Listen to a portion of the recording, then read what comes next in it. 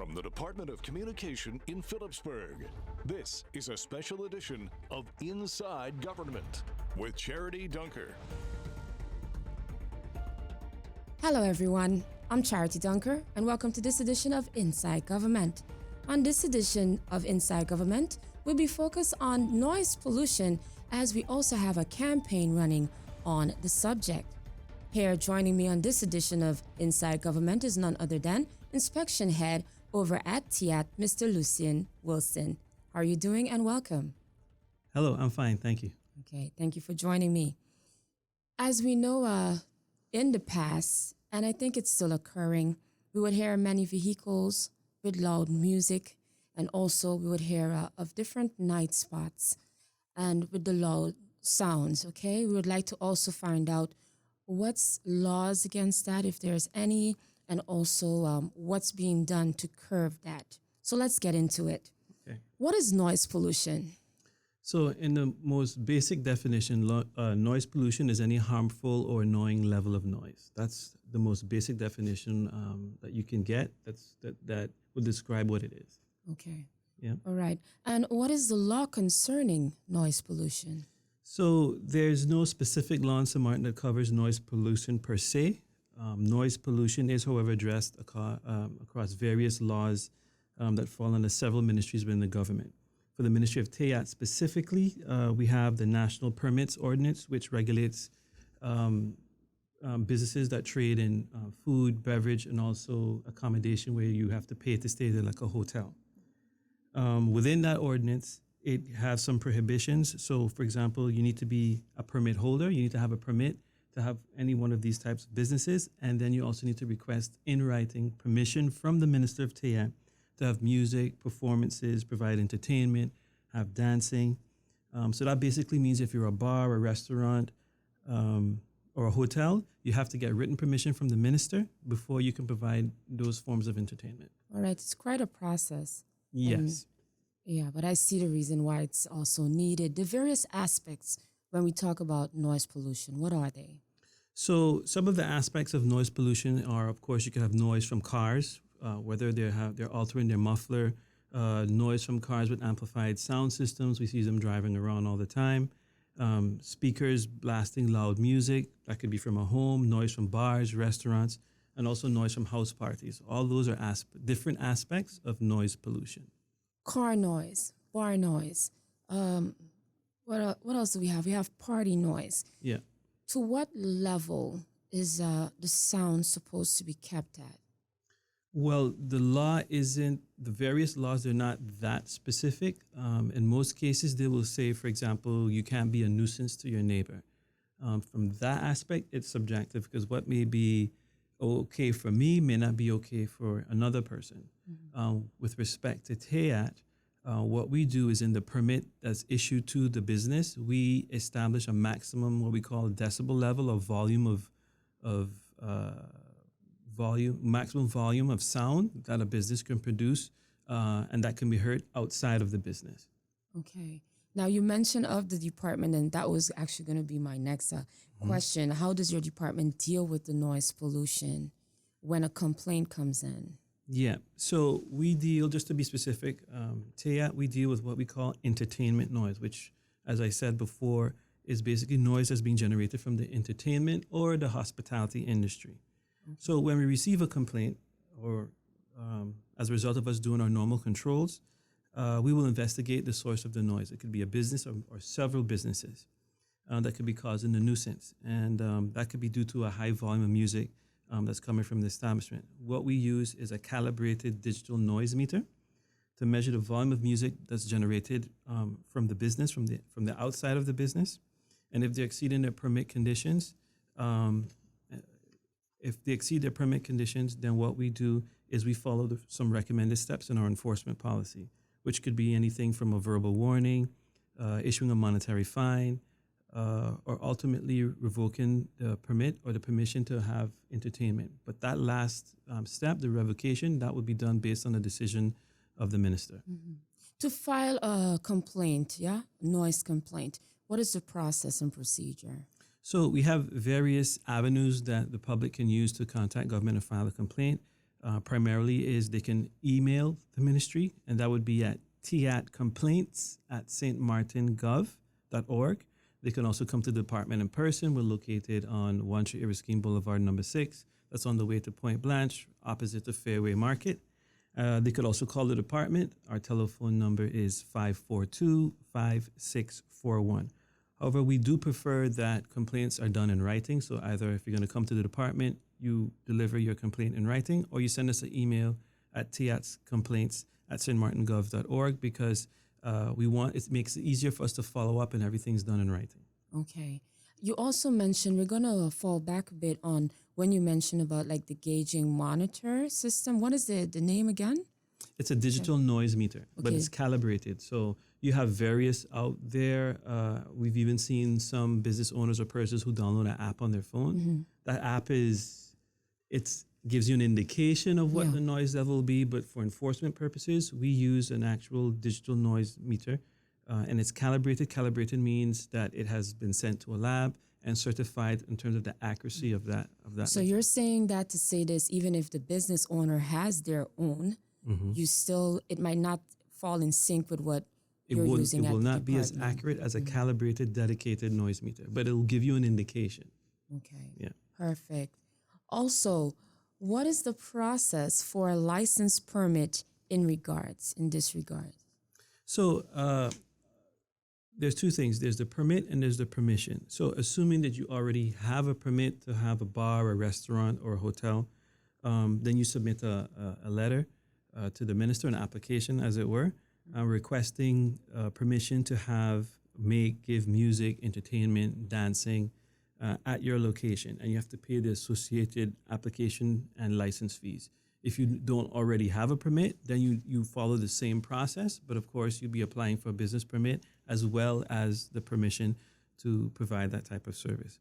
So the written request can be submitted along with the required support and documentation at Counter B at the Government Administration Building. Okay, perfect. And we're going to take a break momentarily, but let me just get one more in. Mm-hmm. What laws are in place to ensure the proper compliance? So the law that TAYAT deals with is called the National Permits Ordinance that requires permit holders to request permission to provide entertainment. And of course, violation of that law also comes with consequences of a fine of up to 5,000 guilders or 4 months in jail. Okay. Hold that thought. Mm-hmm. We're going to take this break. Once again, I'm Charity Dunker here on Inside Government Interview, being joined by the head of inspection over at TIAT. And we're talking everything based on noise pollution. Do stay tuned. I'll be back right after this.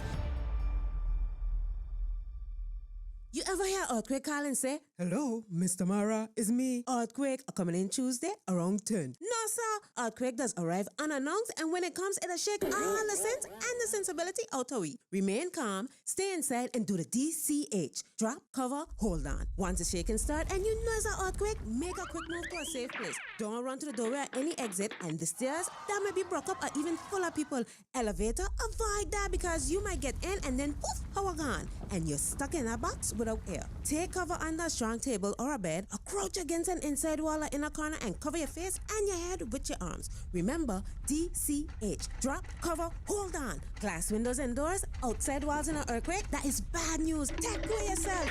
Most injuries during earthquakes happen when something drops and hit people entering or exiting a building. Last thing, don't bother run outside and ask, "You feel it? You feel it?" Remain calm, stay indoors until all the shaking stop and do the DCH. Drop, cover, hold on. This public service announcement was brought to you by Sedima and the Government of St. Martin. Welcome back. If you have missed any part of this interview, worry not. We're going to proceed right now. Again, in talks with the head of inspection over at TIAT, we're talking everything based on noise pollution. Before the break, also, you made mention of what's the process, what's going to happen in terms of persons who do not comply. You have to stick within a certain ratio within noise, yeah, and the compliances. Now we have cars, for example, sound system and stereo sets. I know that there are also laws against that, I'm sure, yeah. What actions can TIAT also take inspection-wise on that? Good question. So, Tia, we deal with economic activity. So, with respect to vehicles on the public road that are causing a nuisance because of, like I said, it could be they've altered their vehicle with the muffler, or they're playing loud music from a sound system in their car, that wouldn't fall under TIAT. Because it's a vehicle on the public road, complaints with regard to that should be directed towards the police. Okay. It's a public nuisance, or could be a public nuisance. What are the short-term solutions to curb the noise pollution as well, and also, what can be done? Good question. So for a short-term solution, one short-term solution would be to delegate the authority to, for example, my department, because we do the enforcement for the ministry, to penalize violators on the spot. So in other words, for fines to be issued on the spot without the intervention of the prosecutor's office. Because right now what we do is we issue a summons for a fine, and then we submit that to the prosecutor's office, and then the prosecutor will actually sanction or fine the person. Or for violators to be shut down, of course, if they are repeatedly violating, they should be able to be shut down without the intervention of the decision-making authority, which in this case would be the minister. So for consequences to be more immediate as opposed to having to go through a longer process. Okay. So once again, it would be TIAT, and then after you send the letter. Yes. That's how that works, and then onwards to prosecutor's office. Yeah. So what we basically do is we draft a report on what we find, and then we send that to the public prosecutor's office. And based on what our findings are, they will decide, okay, we're going to issue a fine to the person, yes or no. All right. On the long term, regulations to ensure stricter requirements to qualify for an entertainment license, soundproofing of buildings or the establishment where you want to carry out that activity, as well as proper zoning, that to ensure that if you want to engage in what we would call potentially nuisance or an activity that could create a nuisance, we say, well, not we, but government as a whole, in this case, zoning falls under VROMI, you would say that type of activity should happen in this area, For a specific example, area. So if you're going to have a concert, Yeah. right? And we know concert noise is different. It ranges different to that of a night spot. Mm-hmm. So in that case, then there's also, is the meter used then at that time? It can be, but for example, Carnival, it's the Festival Village. It's an open air establishment, so it'd be quite hard to contain that noise. But things can be used. There's technology. There's all sorts of things now where you're looking at how you position the speakers and monitoring sound levels. Those things can be used to minimize the nuisance, but not eliminate the nuisance. Okay. Also, you touched base on prosecutor's office, for example, but still, if you could also elaborate a bit more, what is their role exactly, prosecutor's office, in this situation? So the public prosecutor is the one that takes a decision on prosecuting offenders when there's a criminal complaint or violation or what have you. So like when we go to a particular establishment, we will investigate, and based on our findings, we'll draft a report. And that report goes to the public prosecutor's office, and based on what we've determined or detected, they will take a decision on whether they're going to prosecute, yes or no. Okay. Businesses that will be opening within the framework of their licenses, what will be the repercussions?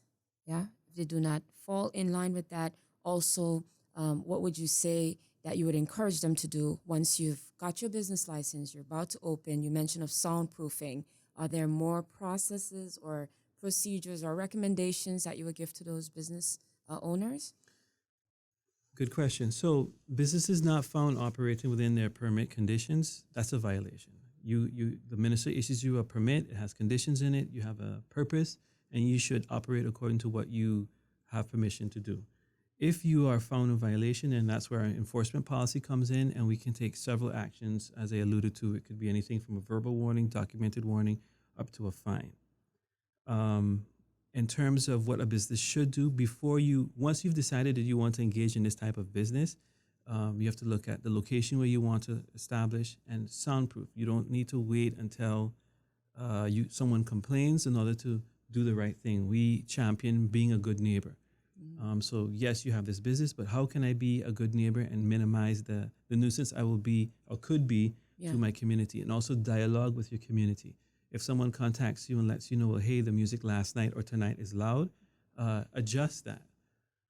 Everybody wants to have a good time in your establishment, but there's no need to have music at a volume that is really, really just unnecessary. All right. And the inspections are carried out. When the inspection is being carried out, it would be, you will also come together and work together closely with the police department to join you when you go ahead and run a test. How does that work? Yes. So we can do it jointly or on our own. So we normally go out and do controls usually at night because that's when the most of the complaints will come in over the weekend, and investigate, see if businesses are complying with the permit conditions. We could also go along with the police. Sometimes we do targeted controls with the police because they are the striker arm or the strong arm of the law. If necessary, they will assist us, but normally we do it on our own. Okay. Also, legislation regarding the processing of business licenses and the regulation of noise level. Any? The noise levels are regulated in our, what we call the REP, the Residential Economic Policy, as well as businesses wanting to engage in this type of activity may also be required to have a business license. Depending on ownership, is it a local resident or not, and as well as the National Permits Ordinance, which regulates the sale of food and beverages, as well as accommodation for money. Okay. What would you say, for example, in your year's experience in being inspector of such, what are the different complaints received, and during which time of year would these complaints mostly be at a high? Is it during high season? Is it during the carnival season? Oddly enough, carnival season is usually when it's the most quiet because the majority of the island is attending carnival. So, you won't have a lot of activities going on to the same level of outside of carnival season. So for us, mostly it's the peak season, which has recently just started.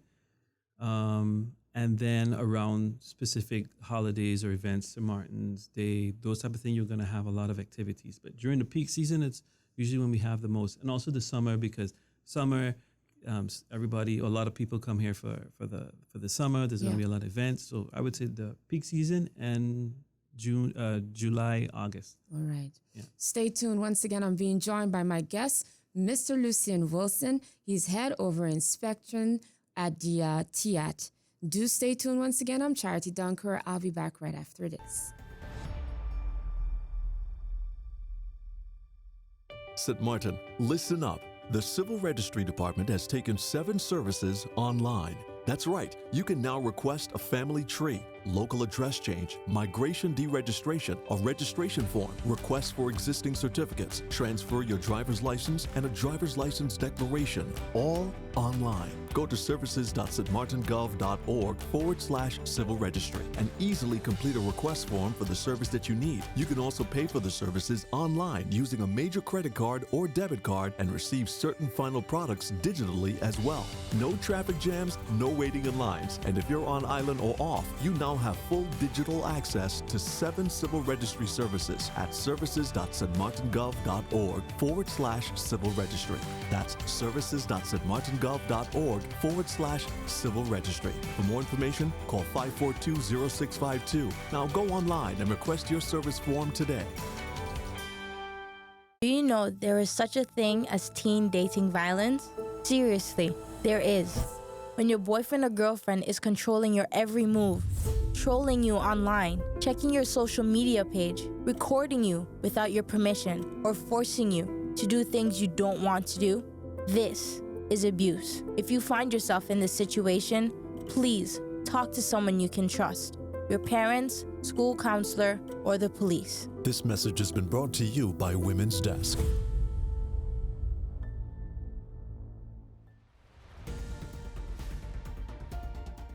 Welcome back to this edition of Inside Government Interview, where I'm being joined by Head of Inspection over at TIAT, Mr. Lucien Wilson.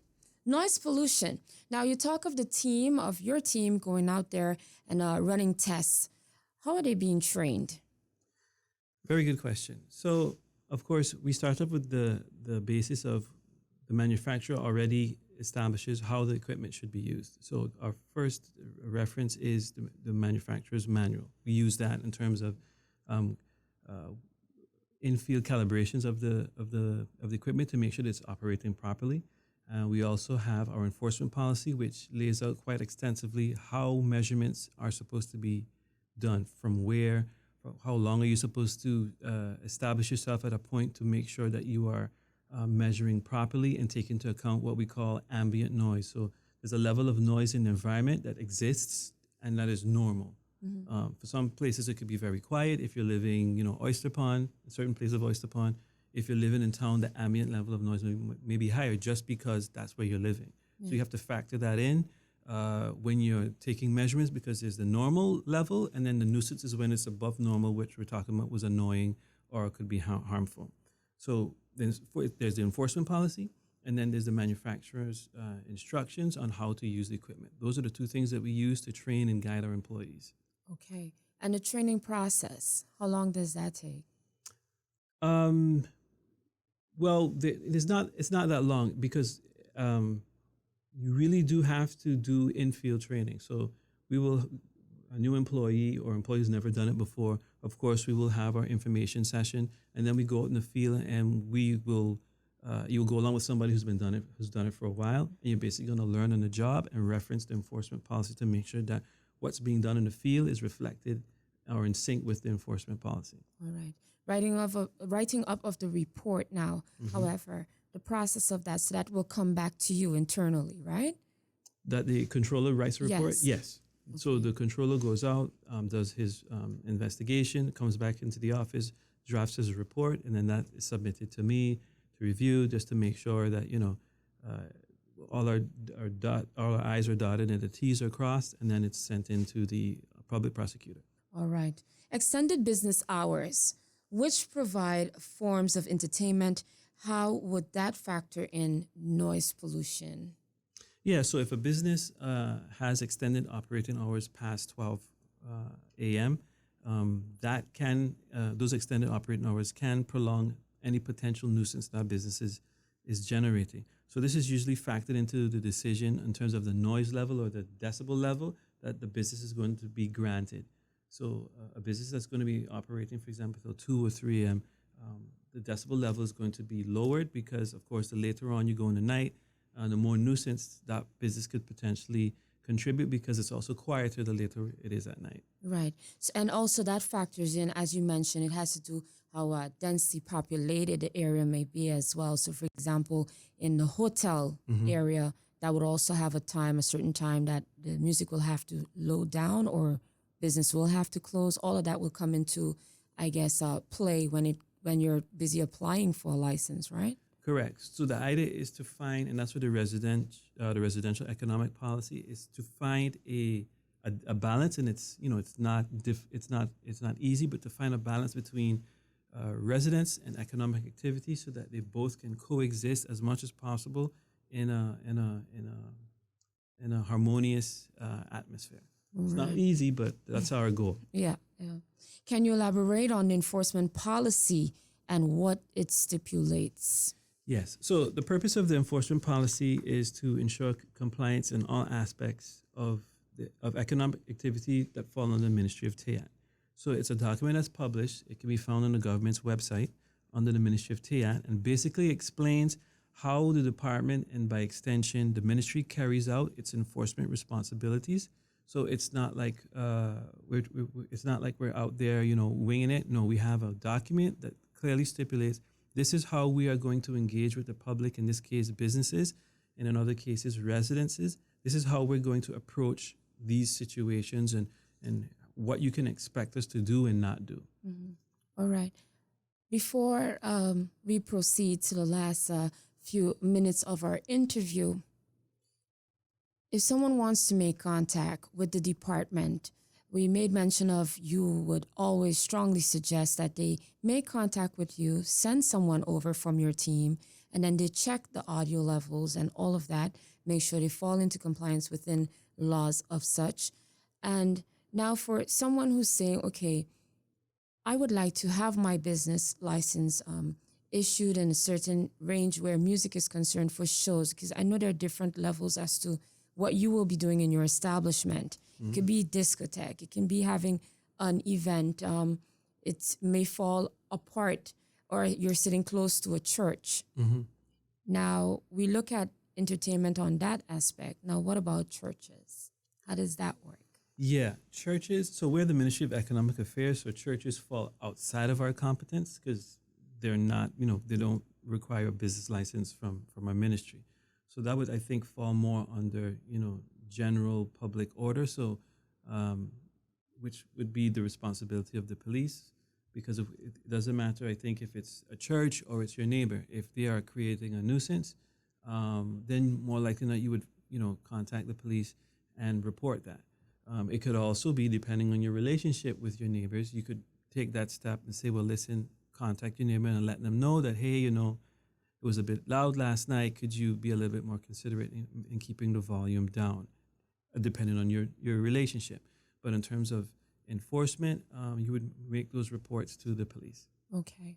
Touch base again on the different areas of noise pollution right before we wrap up. Also, the department's contact info and the various team members over at Inspection who would also carry out certain investigations. Yeah, so our contact information, once again, is there's a general email for the ministry. That's tiatcomplaints@stmartingov.org. Our telephone number is 542-5641. Or you can come by at 1 Erskine Boulevard, number 6, which is on the road to Point Blanche, opposite Fairway Market. And with regards to noise pollution, we deal with noise pollution coming from entertainment-related businesses, bars, restaurants, hotels, and the specific section within my department that deals with that is the economic controls section. All right. Voice of Mr. Lucian Wilson, Head of Inspection over at TIAT. I'd like to thank you very much for joining us. Thank you. All right. We spoke of what's going on right now, which is the campaign on noise pollution. And again, I appreciate my guests for making time to be here and joining me on this edition of Inside Government Interview. To our radio listeners and also television viewers, I would like to thank you for tuning in and being a part of this edition of Inside Government. If you have missed our broadcast, be sure to log on to the official government website at stmartingov.org for video on demand, and for rebroadcasts of this program, be sure to tune in to St. Martin Gov Radio 107.9 FM. On behalf of our team here at the Department of Communication, I'm Charity Dunker. Thank you very much for tuning in.